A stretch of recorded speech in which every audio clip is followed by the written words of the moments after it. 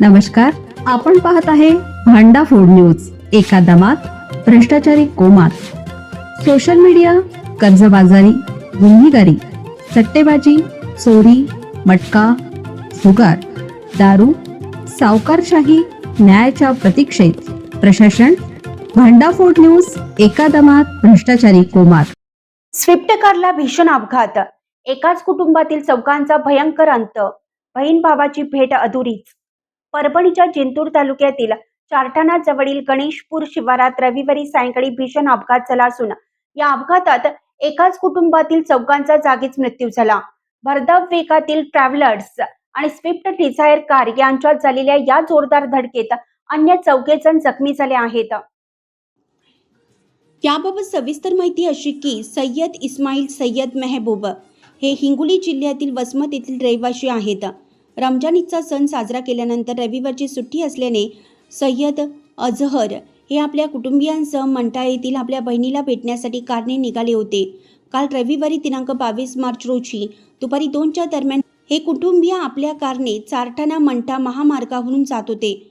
चारठाण्याजवळ गणेशपूर परिसरामध्ये छत्रपती संभाजीनगर येथून प्रवासी घेऊन येणाऱ्या मिनी ट्रॅव्हलर्स बसची व सय्यद कुटुंबियांच्या कारची समोरासमोर धडक झाली.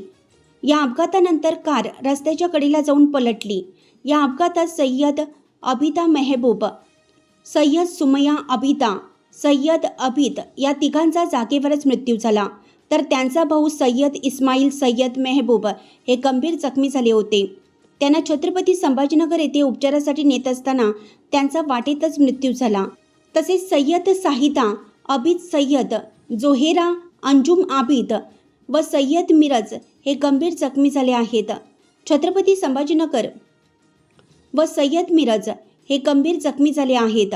छत्रपती संभाजीनगरहून येणाऱ्या ट्रॅव्हलर्समध्ये एकूण 13 प्रवासी होते.